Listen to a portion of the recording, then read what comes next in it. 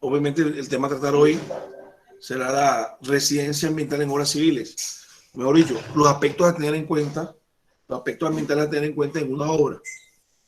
Creo que vamos a ir más allá de eso, ¿no?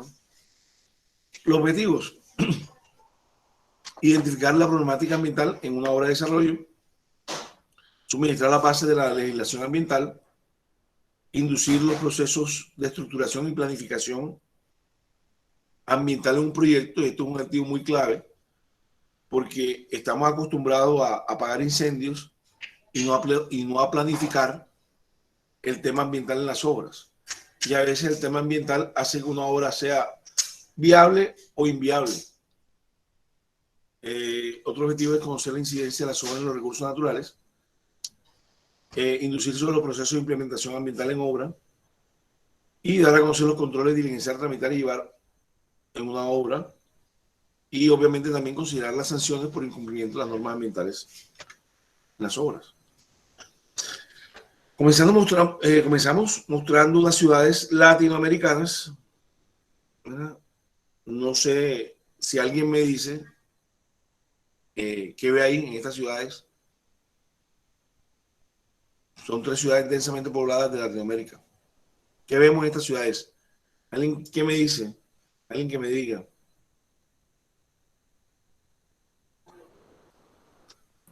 ¿Aló? Sobrepoblación. Sobrepoblación. Sí, se ve que son ciudades densamente pobladas, ¿no? De pronto lo que No hay alcanzamos a ver. vegetación. Exactamente, la vegetación está como por fuera de la ciudad, ¿verdad? Por ejemplo, en la primera fotografía, si ven el cursor, la vegetación está como por fuera. Aquí en esta que es Sao Paulo, sí se ve vegetación, pero no se ve no hay manchas verdes, sino punticos verdes. Y en la primera de Ciudad de México, y esta que es Bogotá, bueno, Bogotá sí es una ciudad que tiene su vegetación, pero el cemento se la traga, ¿verdad? Entonces, vemos eso, vemos que hay un distanciamiento de áreas verdes, ¿no? Entonces, eso es importante. Ahora, nos preguntamos, la pregunta es, ¿eso es lo que nosotros queremos de nuestras ciudades? Como planificadores de ciudad, ¿qué vamos a hacer, no? Porque lo importante no es construir, ¿ya? Decir, hey, aquí tenemos plan y construye. Lo importante es planificar y participar en los procesos de planificación de nuestras ciudades, ¿no? Yo me imagino, bueno, de antemano estamos comenzando la charla y les quiero comentar, obviamente yo también tengo, como ayer Fran lo dejó claro, yo también tengo mi propia empresa, se llama Soluciones Integrales para Ingeniería y Medio Ambiente, y al igual también quiero que la charla sea participativa. Entonces, a medida que se vayan generando preguntas, vamos escribiéndolas en el chat, y Darío, por interno, por WhatsApp, tú me vas comentando qué preguntas hay. Listo. En contraposición a la fotografía anterior, aquí vemos un par de fotografías donde estas viviendas integran la flora a su construcción. Miren cómo hacen en las losas estos orificios para que estos árboles puedan tener sus tallos en estos orificios, ¿verdad? Entonces, es una integración, digamos, al medio ambiente de este par de casas. Y la otra fotografía, bueno, es una fotografía de fauna, ¿no? De insectos, que a veces subvaloramos el poder de los insectos y bueno, también son importantes en la cadena trófica. Por ejemplo, todo el mundo le tiene miedo a los tiburones, pero las muertes por tiburones, por ataque de tiburones al año en todo el planeta, se reducen a 4 o 5 muertes al año por ataque de tiburones. Y en cambio, por mosquitos, ya todo el mundo sabe cuáles son las muertes. En un momentico. Aló. Aló. Hola. Sí, amor, estoy.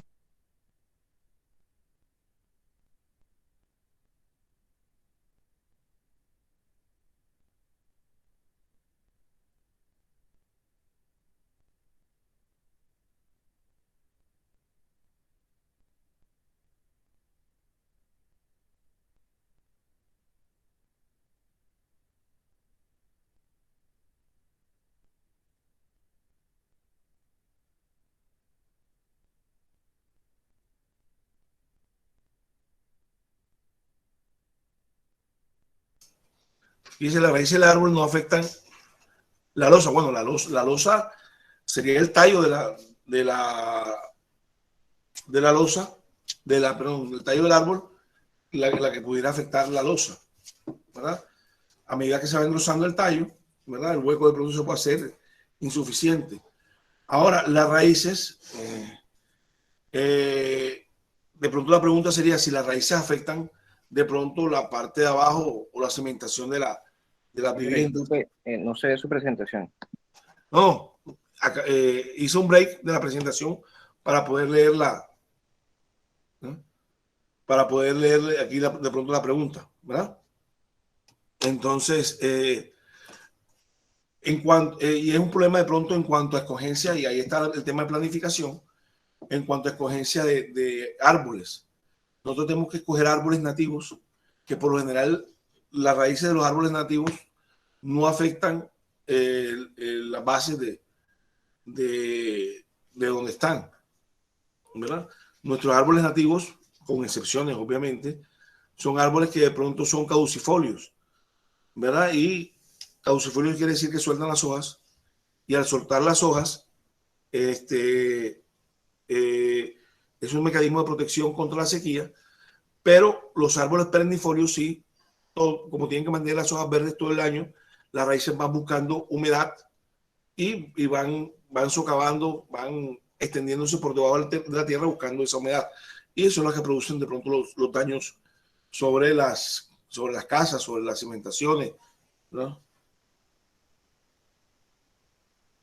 Bueno, sigamos con la conferencia.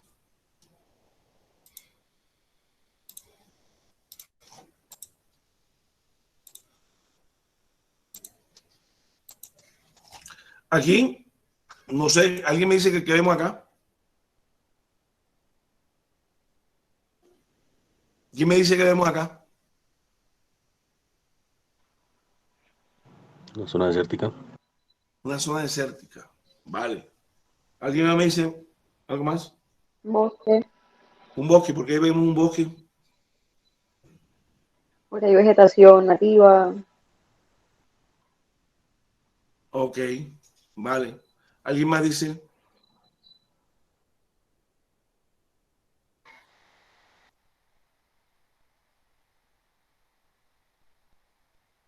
Entonces, sí, claro, lo que nosotros vemos una zona desértica con muy pocos árboles, pero cuando yo le pregunto a mi biólogo me dice exactamente eso, es un bosque, ¿verdad? Fíjate que hay una vegetación y seguramente hay una fauna asociada, y la fauna obviamente vive de lo que produce la flora que está ahí.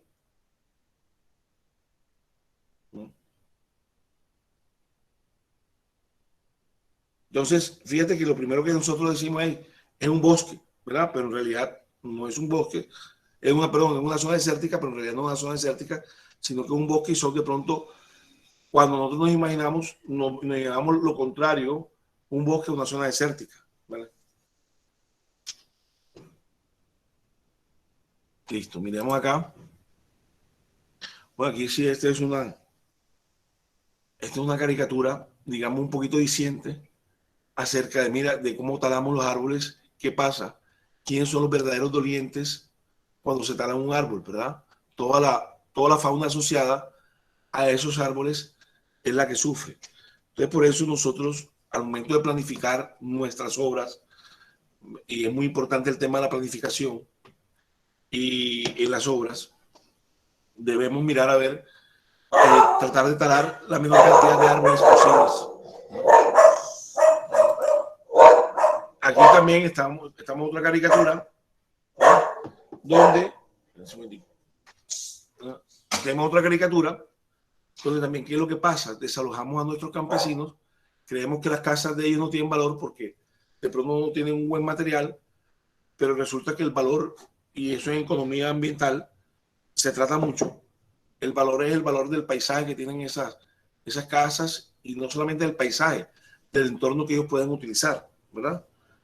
Entonces, una casa con una buena vista, con un buen cuerpo de agua, con árboles, con un entorno natural, tiene de pronto más valor, así la casa no esté construida en materiales o en acabados, digamos, finos.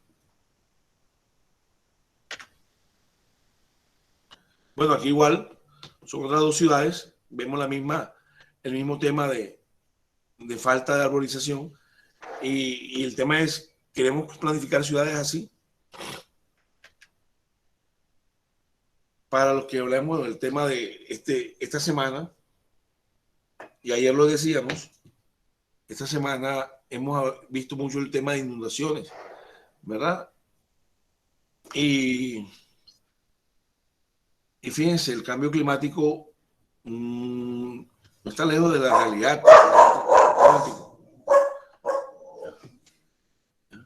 Espera un momentico.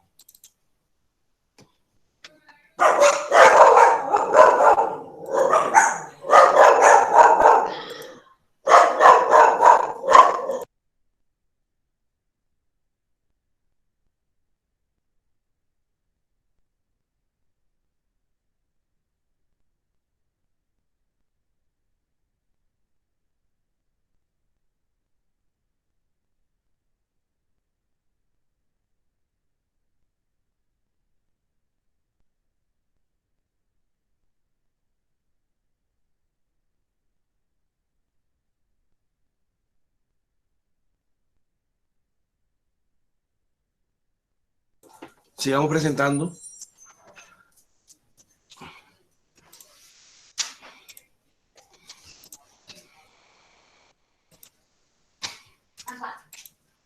Por ejemplo, este es en Santiago de Chile, una fotografía con 80 años de diferencia casi.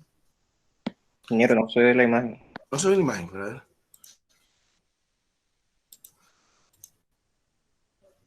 Ok, ahí. Ahora sí, ¿verdad? Sí, no. Ok. Esta es una fotografía con 80 años de diferencia. Fíjense la cantidad de glaciar que se han perdido. Y sus las predicciones de glaciares, dentro de los próximos 50 años se perderán todos los glaciares del planeta. Colombia es reserva mundial de glaciares y también se perderán. ¿Ya?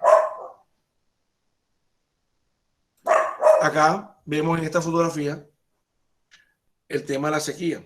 Si vemos bien la fotografía, fíjense que ahí en la parte de abajo hay unos leones, pero igual los leones no están interesados en ser depredadores, sino en tomar el agua. Fíjate que hay poquita agua para la cantidad de animales.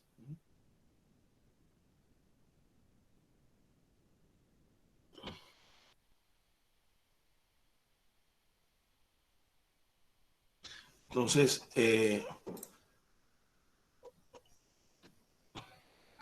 aquí vemos dos fotografías tomadas acá en la empresa, una del año 2008, y es una cantera de oro, una mina de extracción de oro, que se utilizó también para terraplén de una carretera entre San Pablo y Simití, ¿verdad? Si nosotros vemos el fondo de esta fotografía, vemos un bosque denso, ¿verdad? Vemos un bosque denso y supuestamente la cantera, antes de iniciarse como cantera, era un bosque igual de denso como se ve al fondo. Para suplir los daños ambientales, ¿qué deberíamos hacer supuestamente? Supuestamente debemos regresar la cantera a como estaba antes. Eso es imposible, porque ya le hemos extraído todo el material y ya por lo menos morfológicamente nunca va a ser igual. Tendríamos que rellenar nuevamente todo, ¿verdad? Y dejar todo como estaba antes y sembrar árboles y dar los cuerpos de agua como estaba antes. Miren el cuerpo de agua como está totalmente sedimentado, ¿verdad? Entonces, ese valor de recuperar la cantera como estaba antes, eso no se mete en los costos ambientales del producto. Por ejemplo, nosotros compramos una volqueta de tierra y en lo que pagamos en la volqueta de tierra pagamos el transporte, pagamos la gasolina, pagamos el salario del conductor, pero no estamos pagando, ¿verdad?, los daños ambientales que le hicimos a la cantera. Si metiéramos los daños ambientales que le hicimos a la cantera, esos daños, ese costo de ese material del metro cúbico sería el doble o el triple, o de pronto sería inviable comprar ese material, ¿verdad? Entonces, la otra fotografía, bueno, eso ya no existe, es acá en Soledad, son las torres de Corelca, ahora son Transelca, era un botadero a cielo abierto, ¿verdad? Y por la mitad pasaba un arroyo de aguas residuales, de un tubo de alcantarillado que se había roto. Y había gente que vivía de la recolección de basura, para reciclaje, y vivía ahí. Entonces, no sé, la pregunta es, ¿estamos aplicando verdaderamente el concepto de desarrollo sostenible? Ustedes saben que el concepto de desarrollo sostenible fue dado en convenio, en la Convención de Río de Janeiro del año 92 y fue suscrita por casi todos los países del mundo, ¿no? Entre esos Colombia. Aquí hay un par de fotografías. Este es en Colombia, el tema de las sequías. La fotografía de arriba, acordemos el tema de los chigüiros hace unos años, que hubo un problema que la empresa minera comenzó a coger el agua que utilizaban la reserva de animales, y sale la ministra de Medio Ambiente de esa época diciendo, y bueno, ¿cuál es el problema? Pues ya se han muerto 500 chigüiros, ¿verdad? Entonces, dándole el lado al uso del agua por la empresa minera, ¿verdad? En la fotografía de abajo es una mina de oro en Brasil. Miren la parte geomorfológica obviamente una vista desde arriba, una vista aérea. Miren la parte geomorfológica, yo no sé cómo se remedia ese daño, ¿verdad? O si se remedia, tarda mucho en remediarse, ¿verdad? Acá, obviamente, el tema de la minería, que lógicamente cuando la minería se hace sin un desarrollo sostenible, sin unos programas bien eficaces o sin una planificación adecuada, de pronto, como decíamos anteriormente, el recurso más afectado puede ser el agua, ¿no? Esta es una fotografía, la de izquierda, la del Nevado del Ruiz, ¿verdad? Con 27 años apenas de diferencia. Miren, es la misma zona. Miren cómo se ha perdido el glaciar. Bueno, últimamente un amigo que vive en Manizales me manda fotografías muy bonitas del Nevado del Ruiz, otra vez nevado. Entonces, eso es, digamos que algo bueno. Las dos fotografías a la derecha sí son aquí en el Atlántico. ¿Alguien me dice la fotografía de arriba de dónde es?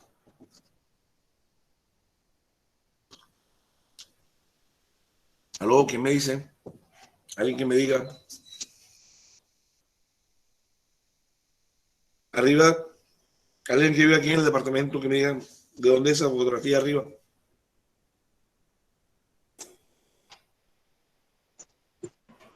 Profesor, eso no, bueno, perdón, ingeniero, qué pena. Eso no fue hace unos años allá en el sur del departamento cuando se desbordó el canal del dique. Exactamente. Exactamente, exactamente. Ese es el boquete del canal del dique a la altura de Santa Lucía, ¿no? Y abajo es Campo de la Cruz, una sequía el año anterior.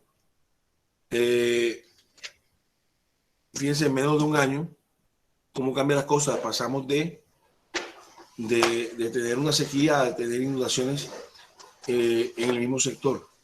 ¿Por qué pasa eso? Porque no estamos respetando nuestros cuerpos de agua.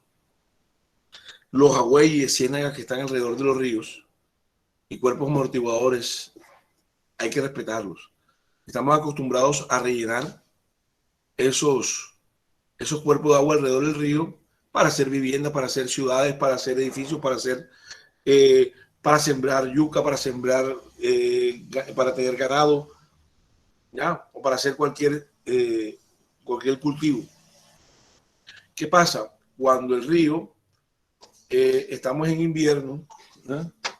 Cuando estamos en invierno, el río llega a un caudal, y esos caudales máximos del río, esos caudales picos del río, se depositan en esta zona de amortiguamiento, lo que permite que el río o el arroyo pueda seguir su curso, su cauce, con un caudal, digamos, normal o medio. Y cuando vuelve a incrementar su caudal pico, esos caudales picos se van depositando en estos cuerpos amortiguadores, ¿verdad? Y así se evitan inundaciones aguas abajo. Cuando nosotros tapamos estos cuerpos de agua, ¿no? Perdón, estoy en una conferencia hasta las 10. Cuando nosotros tapamos estos cuerpos de agua amortiguadores, el río sigue con su caudal pico y sigue aumentando el caudal pico hasta que llega un momento en que se desborda y va rompiendo, ¿no? Y causa inundaciones aguas abajo, ¿verdad? Lo otro es al revés. En época de verano, el río baja hasta su caudal de estiaje y no alcanza a llenar los cuerpos de agua, produciendo que pueden ser utilizados para abrevadero de ganado, para riego de cultivos. Entonces vienen las sequías y dicen, bueno, estamos secos. Sí, porque hemos secado todos los cuerpos de agua y hemos secado el paso del río hacia estos cuerpos de agua que sirven para estas funciones, ¿no? ¿Alguna pregunta está ahí? Bueno, este es un tema, la fotografía de acá arriba, esta, del caño lo llama en Barranquilla. Este es el talud. Aquí estaba la descarga del alcantarillado de Barranquilla. Y fíjense, la casa está encima de la descarga, aproximadamente a 3 metros de la descarga del alcantarillado y del talud, ¿no? Obviamente es una casa que está en alto riesgo, pero hay una planificación en la ciudad de Barranquilla. Todo el mundo construye donde quiere y la oficina de planeación muy poco hacen por ubicar a la gente que invade predios, ¿no? Fíjense, este es un arroyo, este es el arroyo Salado en Soledad. Fíjense dónde está ubicada esta casa. Está metida dentro del arroyo prácticamente. Entonces, cuando contratan a los ingenieros para canalizar este arroyo, ¿cómo hace el ingeniero para canalizar ese arroyo con esa casa en la mitad del arroyo? ¿Verdad? Entonces, por eso es importante la planificación y la autoridad al momento de planificar. Bueno, ¿alguna pregunta está ahí? Porque vamos a entrar un poquito en materia. Sí, aquí hay una pregunta de Elizabeth. ¿En Colombia hay una ley que protege los jagüeyes? Bueno, en Colombia hay leyes que protegen los humedales. Llámese jagüey, llámese río, quebrada, llámese arroyos. Son leyes que la protegen. La ley más completa que hemos tenido sobre eso fue el decreto ley del año 74, ¿no? El 2811 fue un decreto ley muy completo que salió 2 años después de la convención de Estocolmo del año 72, una convención igual que la del Río.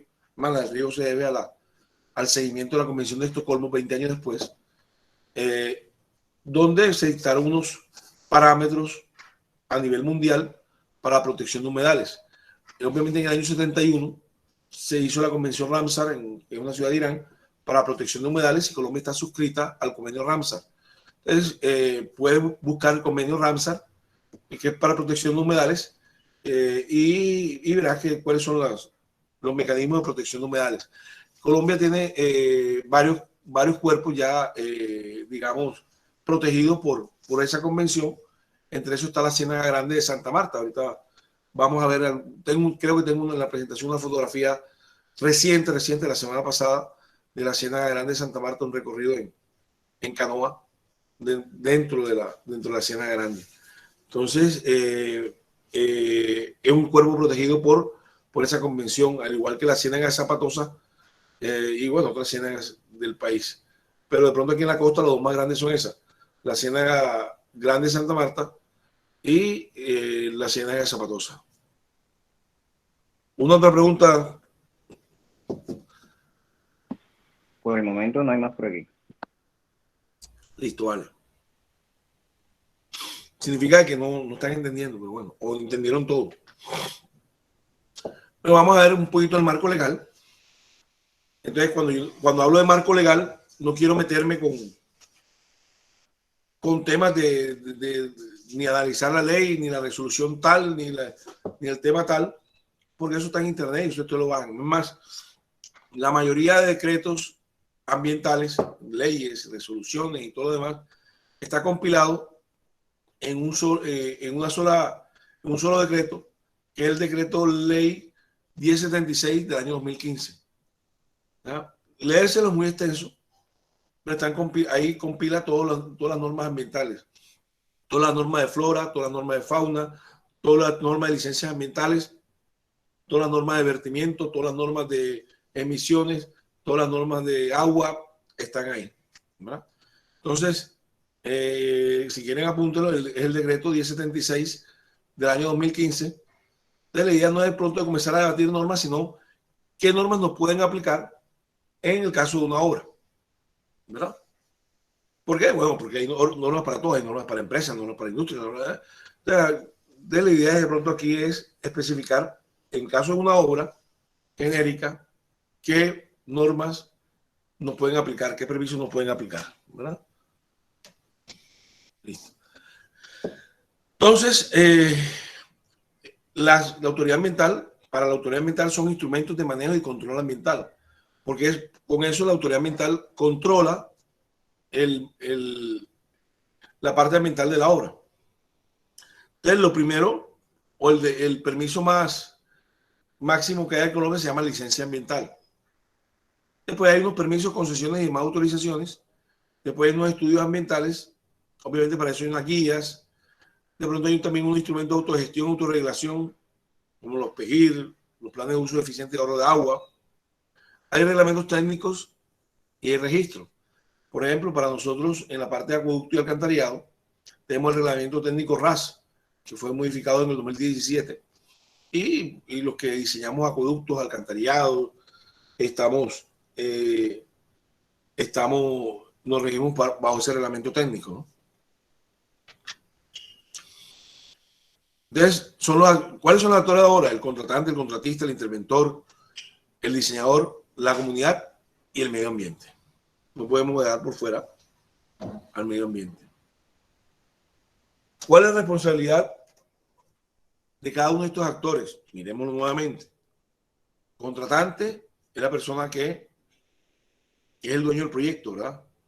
El que contrata la obra. En este caso, por decirte algo, la gobernación me contrató para ejecutar el puente de la Virgencita. El contratista soy yo. Voy a hacer el puente de la Virgencita contratado por la gobernación. La gobernación colocó un interventor para supervisar, vigilar y que la obra se haga con las especificaciones técnicas del contrato.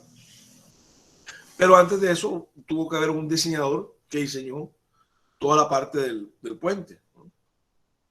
Lógicamente, quien se va a ver afectado por esa obra va a ser la comunidad y el medio ambiente. ¿Cuál es la responsabilidad de cada uno de esos actores?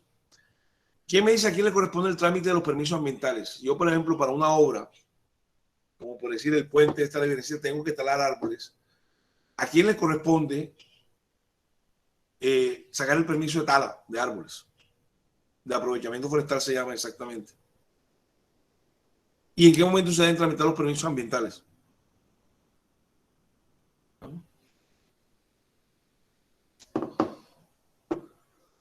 ¿No? ¿Quién me dice? ¿Quién me dice? Antes de iniciar la obra. Antes de iniciar la obra, ¿verdad? Si no me equivoco, le corresponde al constructor solicitar esos permisos. Al constructor, ¿verdad? ¿No? ¿No? Le corresponde al constructor, ¿verdad?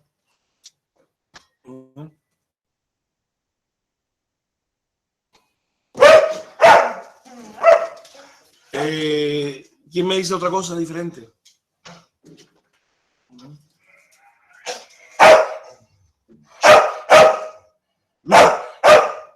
A ver, ¿quién me dice algo diferente?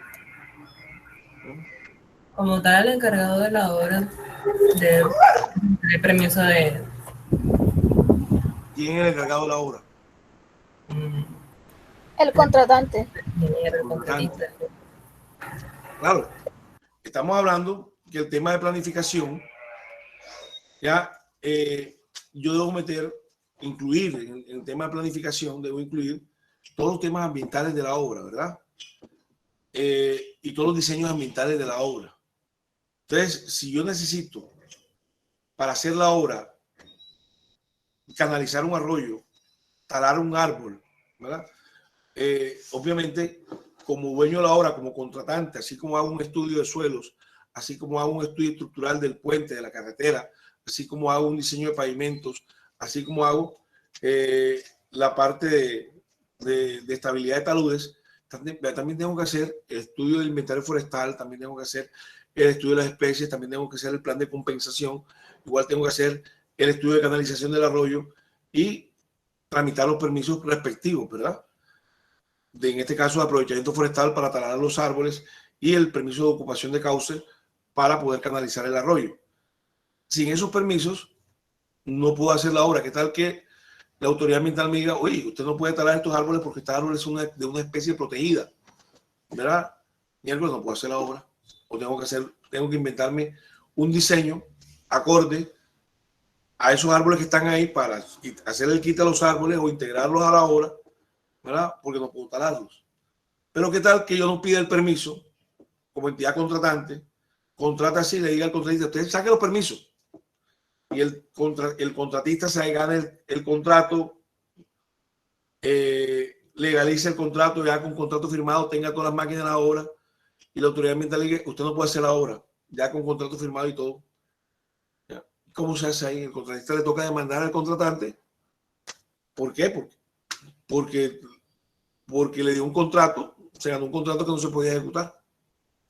Entonces le corresponde al contratante sacar los permisos, hacer los estudios ambientales y sacar los permisos, ¿verdad? Estamos acostumbrados por temas como, ¿cuál es el verdadero problema? El verdadero problema es que los trámites ambientales son engorrosos, los trámites ambientales son lentos y de pronto un trámite sencillo, por ejemplo, un permiso para talar un árbol que se puede dar en un día, se demora hasta 6 meses, un año, ¿verdad? Inexplicablemente. Entonces, por eso es que se le delega esa responsabilidad al contratista para de pronto no retardar las licitaciones, ¿verdad? Porque también las entidades contratantes tienen un presupuesto de un cronograma para abrir licitaciones y gastarse el presupuesto. Y si lo tienen que gastar, porque si no lo gastan, lo pueden acusar de peculado. Entonces, con el fin de no retardar, no retrasar esas licitaciones, le delegan esa responsabilidad al contratante, siendo que a veces es una lotería para el contratante ganarse un contrato que no tenga los permisos ambientales, porque la autoridad ambiental puede no otorgarle los permisos ambientales, ¿verdad? ¿Está claro? ¿Alguna pregunta sobre eso?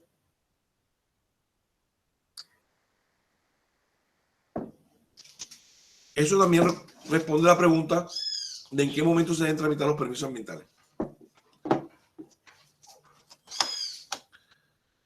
Y obviamente los costos de esos permisos ambientales deben correr por cuenta del contratante.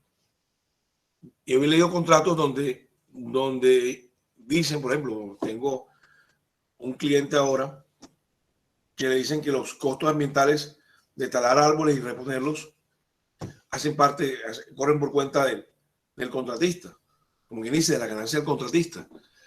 Y eso es absurdo, eso debe estar metido dentro de los costos ambientales del proyecto, o sea, dentro de los costos del proyecto.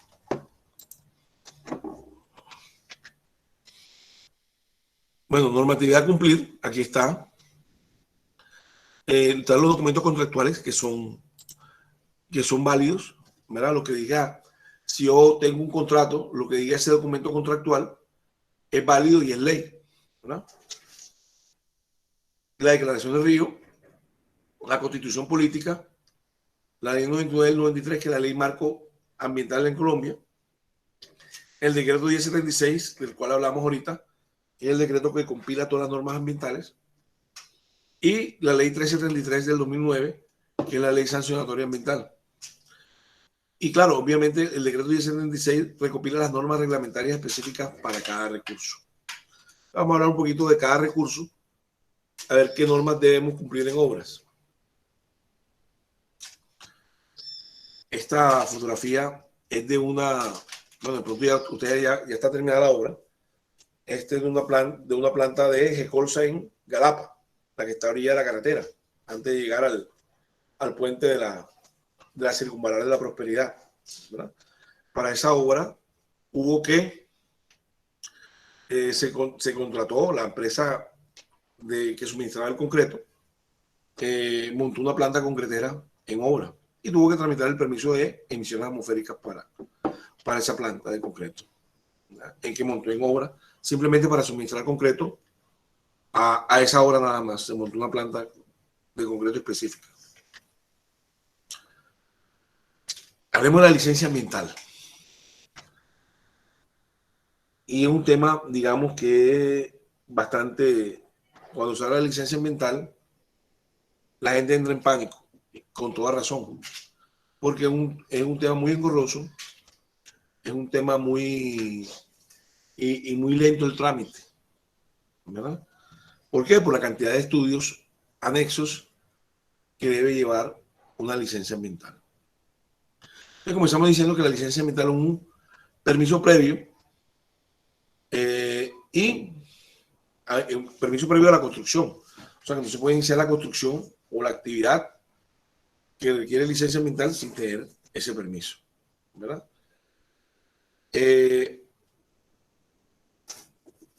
¿Cómo sé yo si la actividad o la obra que yo quiero realizar requiere licencia ambiental o no? Ahí en el decreto 1076 del 2015 hay un listado de obras o actividades que requieren licencia ambiental. Más te dicen cuáles deben ser tramitadas ante la Agencia Nacional de Licencias Ambientales, ante la ANLA, y cuáles deben ser tramitadas ante las corporaciones autónomas regionales.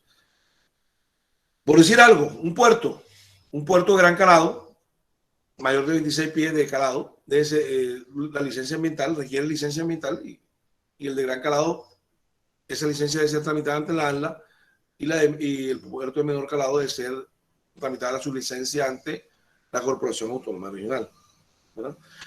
Las obras de dragado, entonces diferencia si una obra de dragado por mantenimiento no requiere licencia ambiental, pero si es por hacer un canal de acceso, entonces sí requiere licencia ambiental, ¿verdad? Entonces, ya que estamos hablando, está de moda aquí en Barranquilla el tema del dragado, ¿verdad? Entonces, los invito para un foro el 15 de septiembre. Vamos a hablar, un panel de expertos, vamos a hablar sobre el río Magdalena a nivel nacional, un panel a nivel nacional sobre los problemas del río Magdalena. Obviamente hay mucha gente enfocada en la navegabilidad, en la sedimentación, en el dragado y todo esto, pero yo creo que estamos viendo el río Magdalena, no lo estamos viendo de una manera integral. No estamos viendo qué es lo que pasa en la Mojana, no estamos viendo qué es lo que pasa agua arriba, no estamos viendo qué es lo que pasa con la sedimentación y todo eso nos afecta aquí en el puerto de Barranquilla.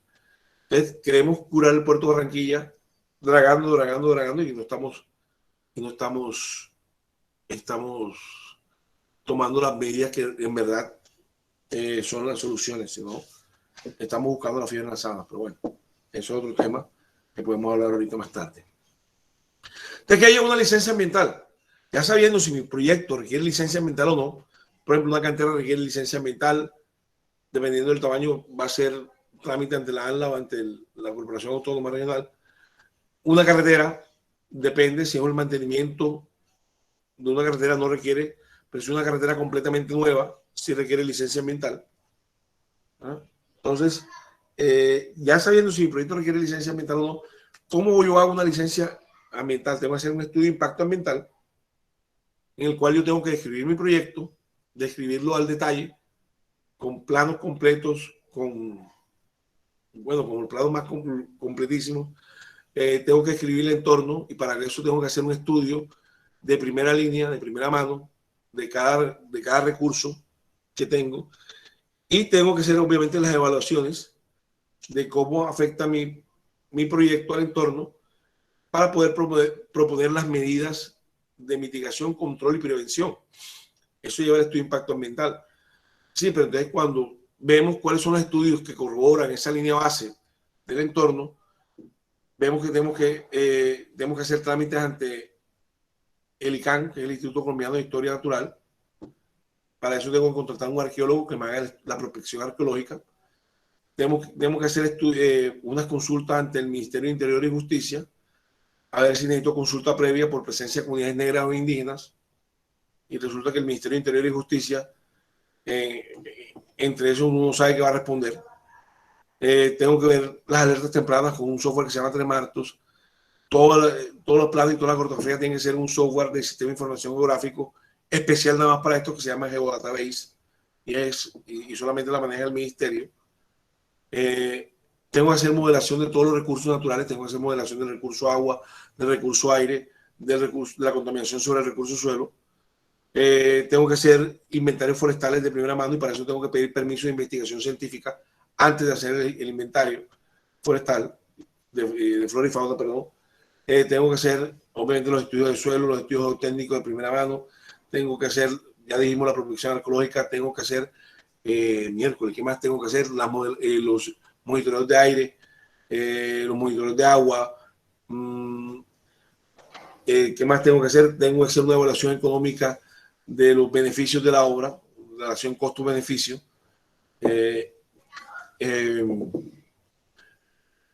Obviamente los planes de seguimiento y monitoreo, contingencia y los planes de gestión social. Para eso hay una metodología, que ahí está el número de metodología, los que la quieren investigar, ¿verdad? De cómo se debe presentar un estudio de impacto ambiental. Esa metodología tiene unas 300 páginas para los que quieran, y la metodología solamente es cómo se debe presentar el estudio de impacto ambiental y es un libro de 300 páginas. ¿No? Ya se puede imaginar lo engorroso que es tramitar en este país una licencia ambiental. Es un tema que personalmente, no estoy de acuerdo. Y lo voy a decir por qué. Porque le correspondería a la nación hacer una caracterización ambiental de todo el país.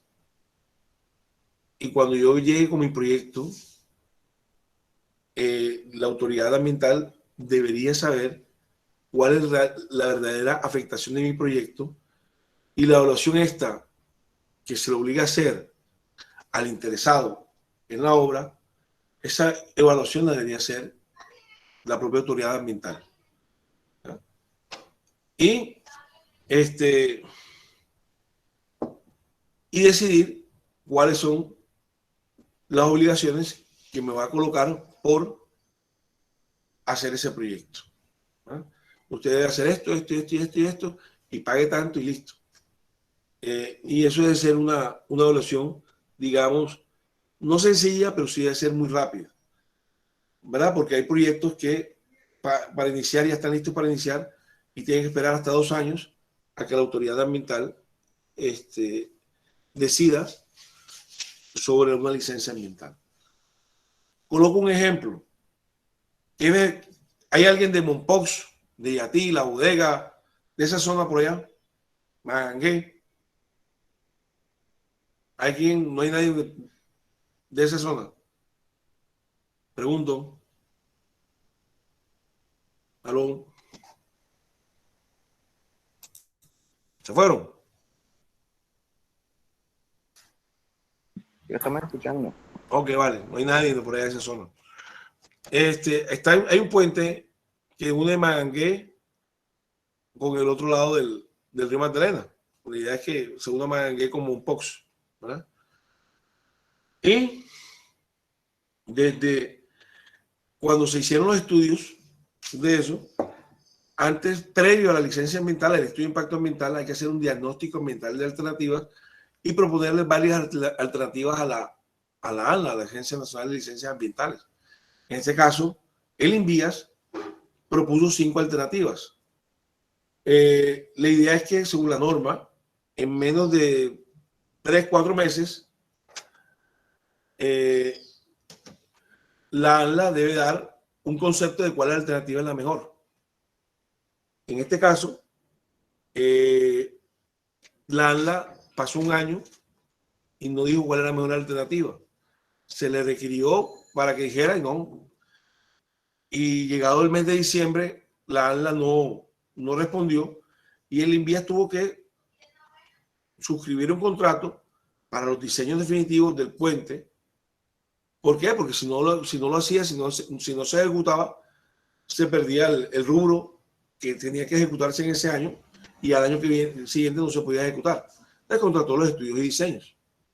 Cuando ya se terminaron los estudios y diseños, 6 meses después, cuando ya se estaban entregando los estudios y diseños, ¿ya? La ANLA contestó que ninguna de las alternativas propuestas le servían a ellos y eligió una alternativa propuesta por la ANLA, diciendo que tenemos que hacer el estudio de impacto ambiental por la alternativa que ellos proponían. Claro, era diferente a la alternativa que de pronto la ANLA creyó que era la mejor, que el INVIAS creyó que era la mejor, ¿ya? Y sobre la marcha tuvo que cambiarse todos los diseños que se estaban haciendo para el estudio de impacto ambiental ya contratado, ¿no? Entonces, obviamente, pero es que la ANLA demoró casi 2 años en emitir un concepto sobre el diagnóstico ambiental de alternativa, que es previo a hacer el estudio de impacto ambiental. Es la alternativa que se va a escoger para hacer el estudio de impacto ambiental. Entonces, bajo esos términos tan lentos que tienen las autoridades ambientales para decir eso,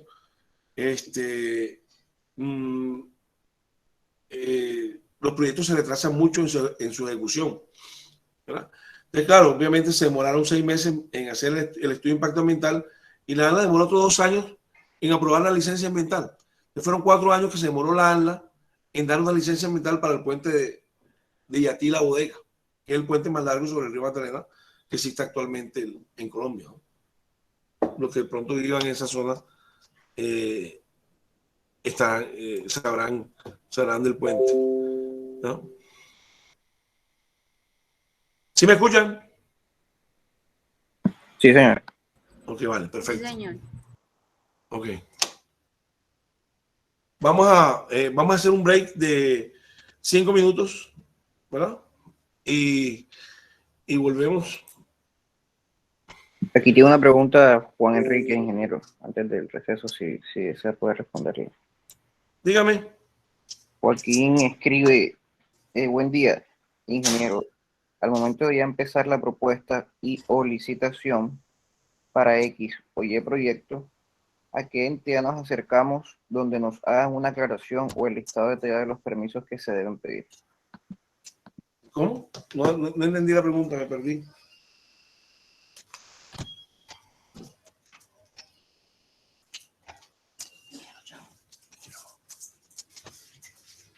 No entendí la pregunta. Al momento de empezar la propuesta de licitación, ¿a qué entidad nos acercamos donde nos haga una aclaración, el listado detallado de los permisos que se deben pedir? Ok, vale. Bueno, aquí hay varios. Esta pregunta involucra varias cosas.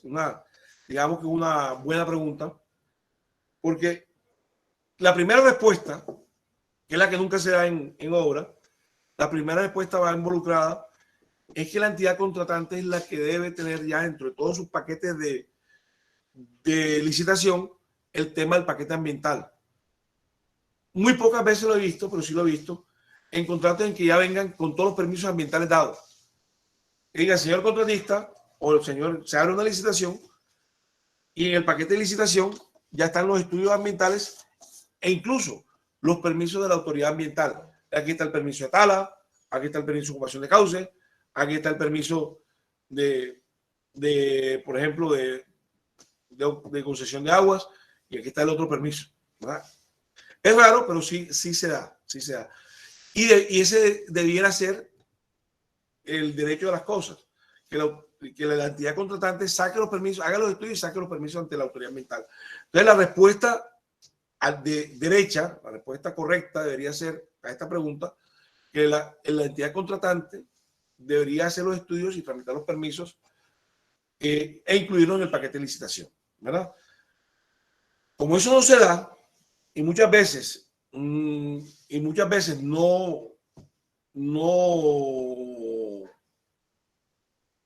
le obligan al contratista a tramitar los permisos.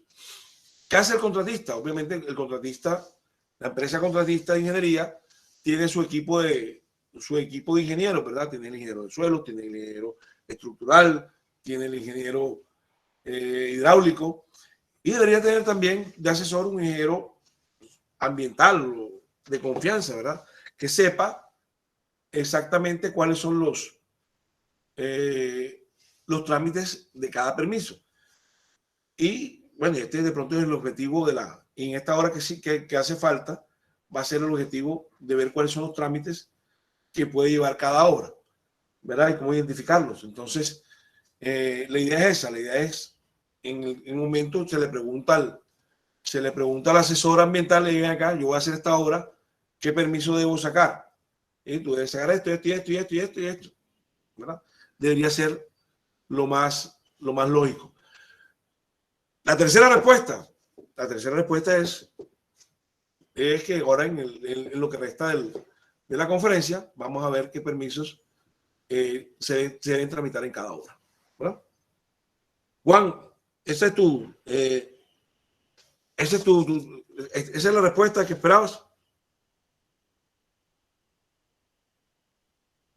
El proyecto con el Estado es quien se encargaría de suministrar esos permisos. Ese es el deber ser de las cosas, Juan. Ese es el deber ser de las cosas. Que la entidad contratante, ya sea pública o privada, ¿verdad? Y por lo general nosotros contratamos con entidades públicas, es que la entidad contratante ya me entregue los permisos para yo arrancar. Yo he visto muchos contratistas que tienen que tramitar, ya con el contrato en mano y con las máquinas en obra, le ha tocado tramitar la licencia ambiental, ¿verdad? Y eso sí es doloroso, ver cómo se esperan tantos meses con las máquinas listas a esperar un fallo de licencia ambiental. Entonces, prosigamos. Ahí no estoy compartiendo pantalla, ¿verdad? No, señor. Vale, perfecto.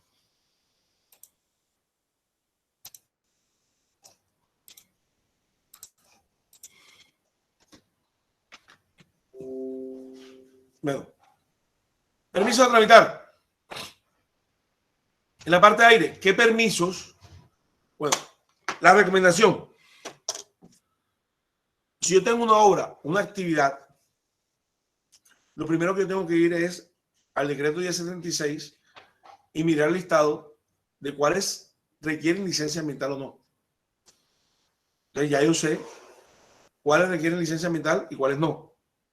Entonces, si yo no requiero licencia ambiental, voy tranquilo y simplemente me enfoco en qué permisos ambientales debo tramitar. ¿Qué es un permiso ambiental? El permiso ambiental va dirigido a cada recurso. Es el permiso para usufructuar un recurso, ¿verdad?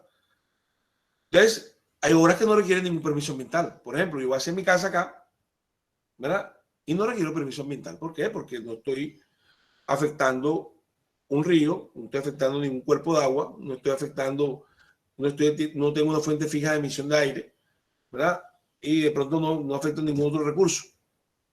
Entonces, de pronto hay obras que no requieren permisos ambientales. Pero hay obras que sí.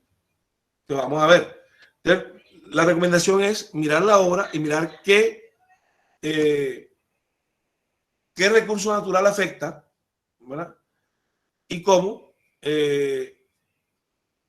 y si hay necesidad de tramitar ese permiso de ese recurso natural afectado. Entonces, comenzamos con la parte de aire. La parte de aire hay un permiso que se llama permiso de emisión atmosférica. ¿Cuándo necesitamos nosotros un permiso de emisión atmosférica? Cuando tenemos una fuente fija que está emitiendo material particulado o gases, ¿verdad? Entonces, si yo tengo una carretera, para construir la carretera, yo no tengo una fuente fija de emisión, no tengo una chimenea, no tengo algo. Ah, pero yo tengo una planta de asfalto. Miércoles, esa planta de asfalto tiene una chimenea que está botando constantemente gases a la atmósfera con material particulado. Entonces sí requiero un permiso de emisión atmosférica. O una cantera. Sí, permanentemente estoy emitiendo material particulado a la cantera, ¿verdad? O tengo una planta de concreto, ahí sí estoy emitiendo material particulado a la atmósfera. Para una empresa, por ejemplo, una empresa de textiles, que haga tintura y tenga calderas, hombre, sí, está emitiendo material gaseoso a la atmósfera, requiere un permiso de emisión atmosférica. Yo que tengo un incinerador de residuos peligrosos, hombre, claro, un incinerador me está generando gas y material particulado a la atmósfera, requiere un permiso de emisión atmosférica. ¿Está claro? Entonces, los permisos de emisiones de ruido solamente se tramitan por trabajos nocturnos y no lo emite la autoridad ambiental, sino un permiso otorgado por la alcaldía. La alcaldía de Barranquilla ha delegado esta responsabilidad en las juntas de acciones locales, en la JAL. Entonces, cuando un contratista en Barranquilla quiera trabajar de noche, simplemente se va a la junta de acción local para que le den ese permiso de trabajo nocturno. Y es un permiso por el ruido que puede ocasionar ese trabajo nocturno. Recordemos que la jornada de trabajo nocturno es de 7 de la noche a 7 de la mañana. ¿Ya? Y obviamente ya no está otro permiso de la parte de aire, que es los mecanismos de evaluación y certificación de fuentes móviles. Pero eso ya no hace parte de las obras, sino son de los vehículos, que es el certificado de revisión técnico-mecánica de gases, ¿ya? Que antes era por aparte, ya se unificaron. Entonces, ese es el permiso de fuentes móviles que se tramita, ya no para una obra, pero sí ya de pronto ya particularmente. ¿Alguna pregunta acerca de la parte aire?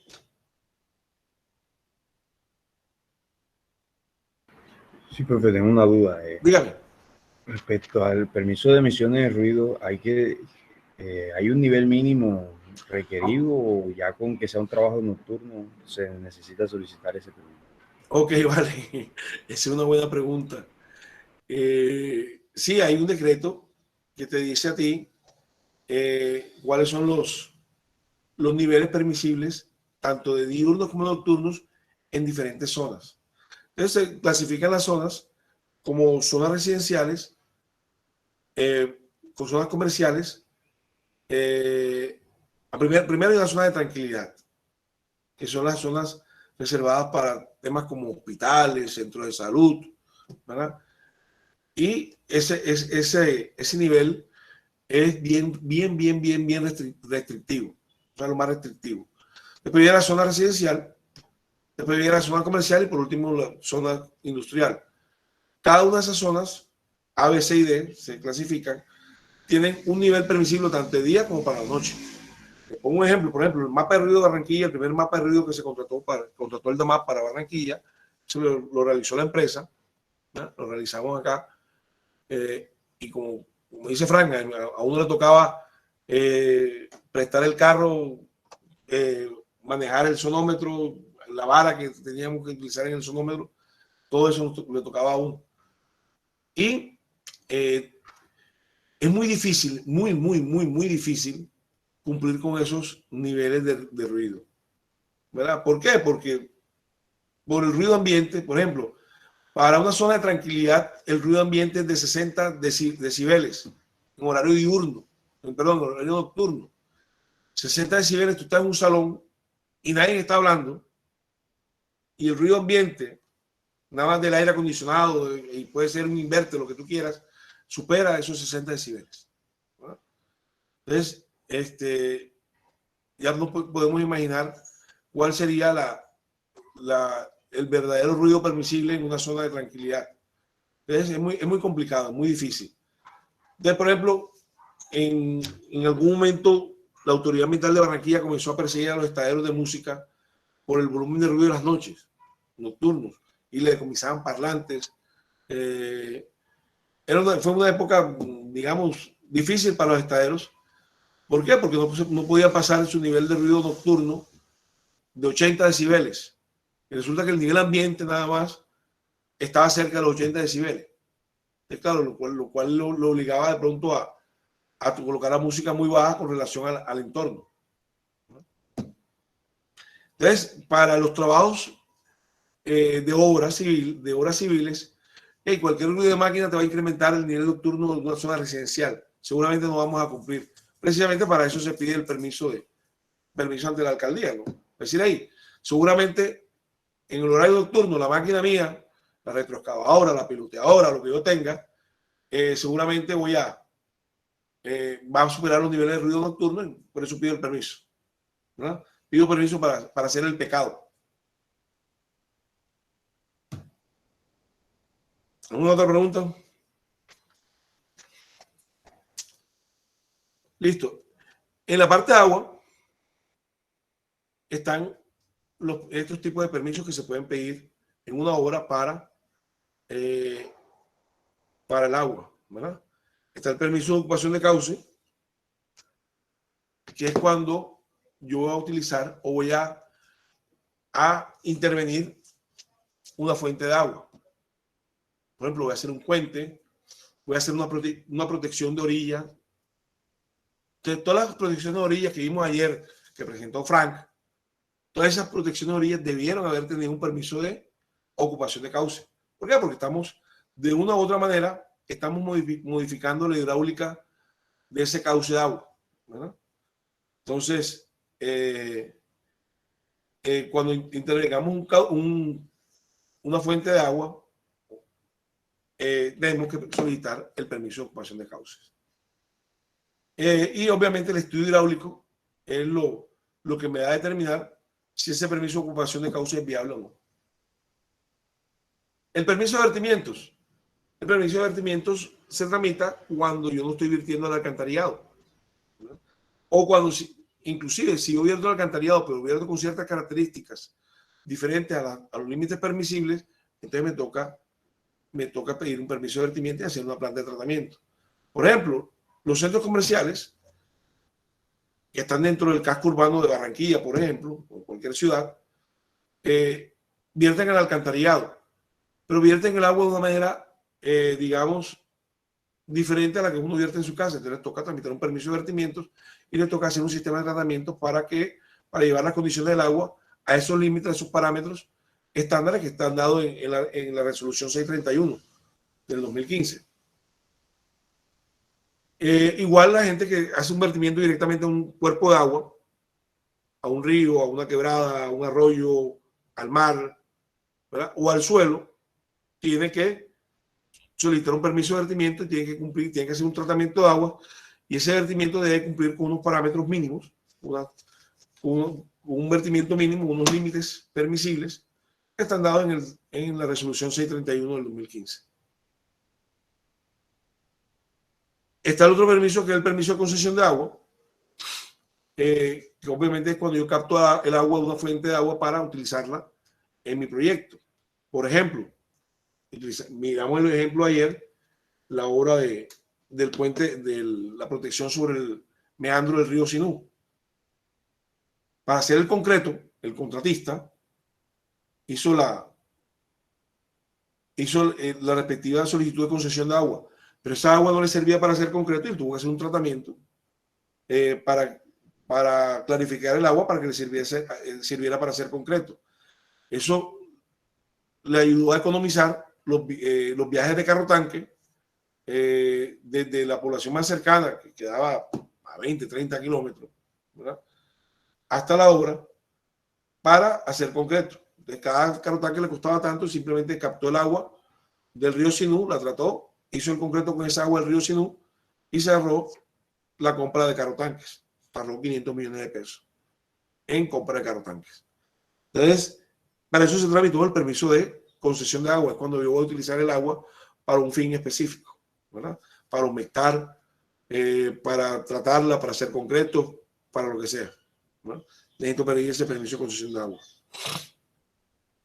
Y hay un permiso de inversión forzosa, es cuando yo necesito el permiso de concesión de agua y a la vez necesito licencia ambiental. Si yo tengo uno de esos dos permisos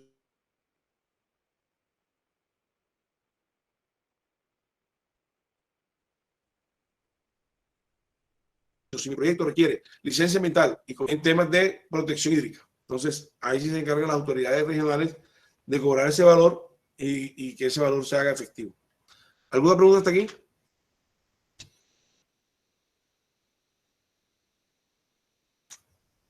¿Hay alguien de La Guajira aquí en el grupo?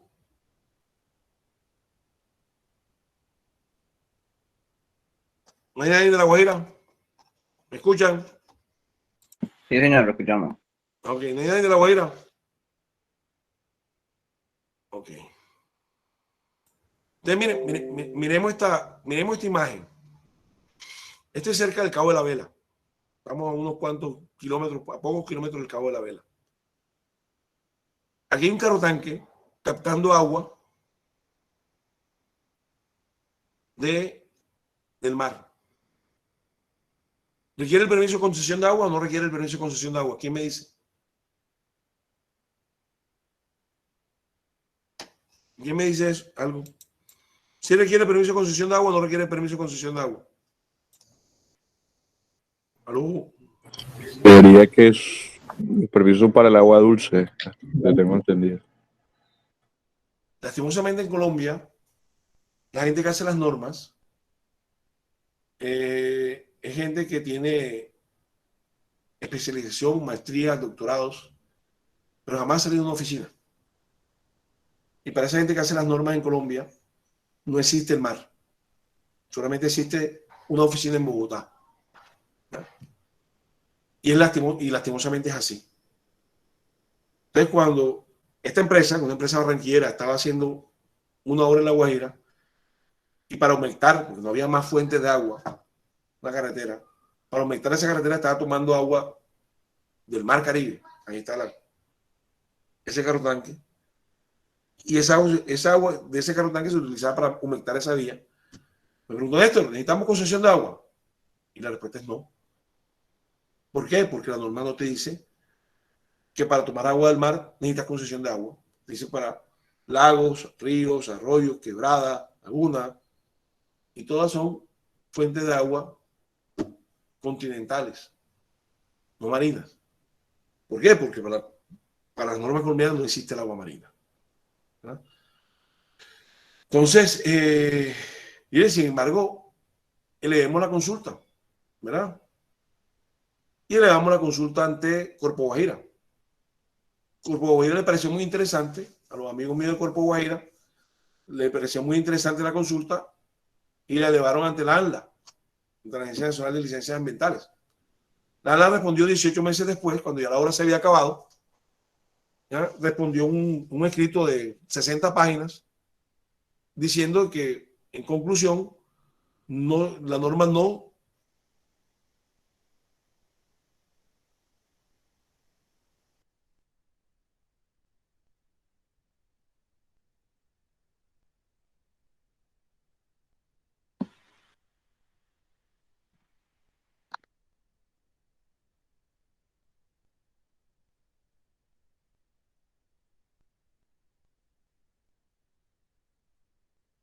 requería concesión de agua para tramitar todos estos permisos ambientales, y lo más fácil es tramitarlo desde la época de planificación del proyecto, y esa es la insistencia mía, ¿verdad? Que tramitarla ya en obra.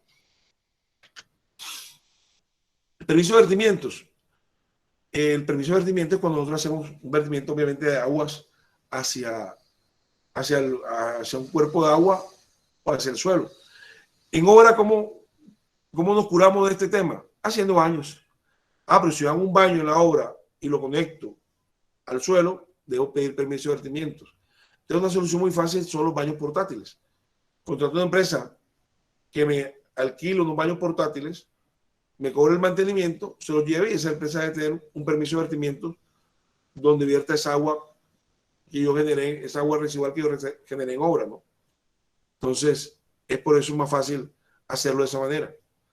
O de pronto alquilar, si estoy de pronto en un casco urbano, de pronto alquilar el baño de una vivienda cercana, también es válido, porque lo que me dice la norma es que yo debo tener un baño por cada 15 trabajadores, tanto un baño para hombre y un baño para mujer. Entonces, son cosas de cómo manejamos los vertimientos líquidos en una obra en caso de que solamente sea el tema de baños de trabajadores, ¿no? Hay otro tipo de vertimiento. Profe, disculpe que le interrumpa. Sí. Dígame. Que ahora que nombró lo de los retrasos de la ANLA, que parece que es costumbre de ellos responder tarde. Recordando el tema ese que nos nombraba del puente, en ese caso, ¿quién asume la responsabilidad por los sobrecostos o los problemas generados cuando, por ejemplo, la ANLA que tenía que responder en 3 meses respondió en año y medio? Es que lastimosamente se basan en un tema, en una jurisprudencia que dice que en el medio ambiente no hay silencio administrativo positivo. ¿Qué quiere decir eso? Eso quiere decir que si la autoridad ambiental se retrasa, yo tengo que parar la obra simplemente porque el primer artículo de la ley 99 se basa en el principio de la precaución. Para la obra hasta que no demuestres que no vas a hacer ningún daño. O sea, tienes que demostrar que no vas a hacer ningún daño, mientras tanto, y eso lo tiene que avalar la autoridad ambiental, mientras tanto no puedes iniciar la obra. Demórese lo que se demore. Entonces dan unos tiempos, pero esos tiempos no se cumplen y al igual tienes que esperar.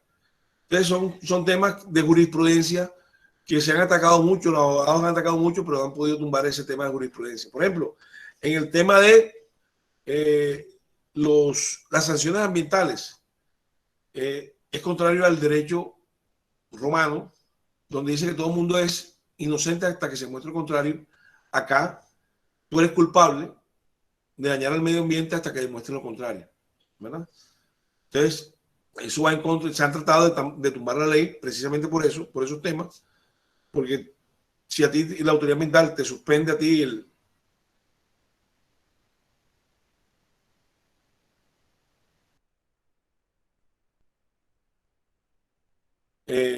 una obra, pero muy buena la intervención, muy buena la pregunta, porque son temas que pienso yo que tarde o temprano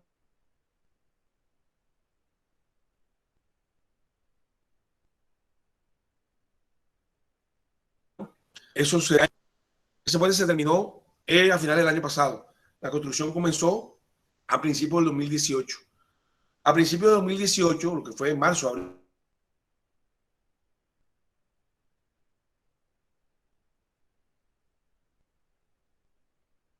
yo hice el inventario forestal, ¿verdad? Todavía la autoridad ambiental, ya con la obra terminada, todavía no ha dado el permiso. Ni ha hecho la visita para ver cómo va a ser el permiso. Entonces, imagínense, ya la obra está terminada y se hizo sin ese permiso. Y hay problemas para liquidar el contrato porque no tenemos el permiso de la autoridad ambiental. Entonces ya se puede imaginar. Precisamente estamos hablando del permiso de aprovechamiento forestal. Aquí en la foto hay un árbol muy bonito. Ese árbol que se ve al fondo es un árbol de macondo. Es una especie en vías de extinción. Así como hay especies animales en vías de extinción, hay especies vegetales también en vías de extinción. Y están anotadas en algo que los biólogos llaman, o los forestales llaman, el libro rojo. El libro rojo contiene cuáles son las especies que están en vías de extinción o cuáles están en peligro. Y hay una categoría de peligro: alerta roja, alerta naranja, alerta amarilla, ¿verdad? Uno de los árboles protegidos, por ejemplo, son las ceibas. Son árboles nativos de todo el continente americano y están protegidos por el libro rojo, ¿verdad? Bajo una clasificación que tienen los ingenieros forestales. Este árbol es un árbol de macondo, ¿verdad? Está como especie en vía de extinción y es un árbol muy grande, muy frondoso, más grande que por pronto como una bonga. Ese árbol que está ahí, que se ve ahí, tiene aproximadamente unos 80 metros de altura.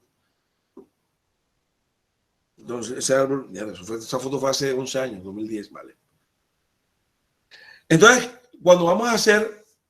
cuando tenemos que talar los árboles, hay diferentes tipos de tala. Por ejemplo, una tala en un sector urbano, en una vía, por ejemplo, hey, estamos haciendo la vía y tenemos que talar unos cuantos árboles al lado y lado de la vía para ampliarla. Esa tala se puede hacer bajo la figura de tala de árboles aislados. y no implica de pronto mayor trámite. De pronto lo más engorroso es cuando tenemos que talar una zona boscosa, porque tenemos que hacer unos planes de compensación y aprovechamiento, ¿verdad? Y las normas se han vuelto un poquito más complicadas en ese tema. En cuanto a los planes de aprovechamiento, este año precisamente salió una nueva norma de cómo se deben presentar los planes de aprovechamiento, y no sé por qué, pero meten que se deben hacer encuestas sociales y cosas así en un plan de aprovechamiento forestal. Y bueno, ¿ya? Entonces, cada vez son más engorrosos y cada vez veo que aquí en Colombia le cuelgan más guindas al pavo en temas de documentación ambiental. ¿Ya? Cada vez hacer los trámites aquí en Colombia es más engorroso, ¿verdad? ¿Alguna pregunta está ahí? Ingeniero, yo quería preguntarle hace un momentico si en la obra yo tengo pues el alcantarillado con respecto a los... Usted decía que es mejor tener los baños portátiles. Yo puedo conectarme directamente, o sea, hacer un baño, digamos, provisional que me haga las funciones del portátil, pero conectado directamente al alcantarillado, ¿cierto? Claro, si tienes la fortuna de tener, por ejemplo, si vas a hacer un edificio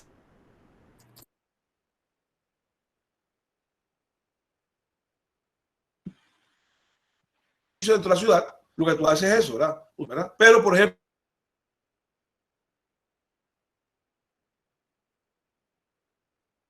en una alcantarillado en la zona y te toca utilizar los baños portátiles,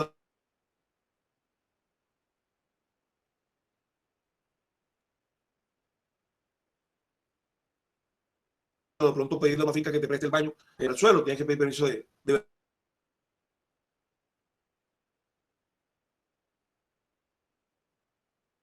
vertimiento. Fácil, te conectas al alcantarillado y no pides permiso. Pero créeme que el mayor porcentaje de obras no vas a tener el alcantarillado cerca. ¿No? ¿Alguna otra pregunta? Bueno, pasemos al tema de residuos. ¿Qué tema de residuos hay? Están los residuos sólidos domésticos. Ahí sí, chévere, bacano. Los residuos sólidos domésticos son los que generamos en obra y son los que se lleva el camión de basura. Ahí simplemente no hay ningún tipo de permiso a tramitar, simplemente que se lo lleve el camión de basura y uno como evidencia presenta el recibo de aseo. ¿Quién sabe algo del código de colores? ¿Quién me dice algo del código de colores para estos residuos domésticos? ¿Alguien que diga algo?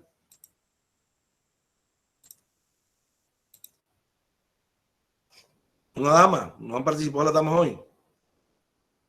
María Teresa. María Meneses, Andrea Carolina, Alejandra Jesús,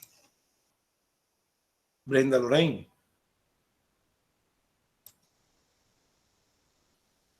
¿Quién dice algo del código de colores? ¿No? Ingeniero, creo que están aplicando como un plan integral de gestión de residuos, creo que desde 2016, algo así. Creo que, si no estoy mal, quedaron como 3 colores principales: el blanco, el verde y el negro. Como los residuos aprovechables, los que no se pueden aprovechar y los orgánicos. Vale. Ese creo que es un código de colores diferente al de separar por materiales, ¿no? Vale, sí. No, lógicamente, en la obra, yo separo los residuos de obra, lo que es restos de madera, restos de chatarra, restos de cosas, y mis residuos domésticos son los que se puede llevar el camión de basura, ¿verdad? El licopor, los plásticos, los restos de comida, las botellitas plásticas, eso, ¿verdad? Listo, vale. Eso es exactamente lo que dice Juan David, lo que dice el decreto, ¿verdad? Entonces, ¿pero qué dice el decreto? Bueno, está bien, yo separo. Hizo el color blanco, el otro color y el otro color. Y tengo en mi obra los 3 tanques llenos, separados. Y estoy en Barranquilla. Barranquilla. Por no decir Reperón, pero estoy en Barranquilla. Y pasa el camión de la basura. ¿Yo qué hago con los 3 tanques?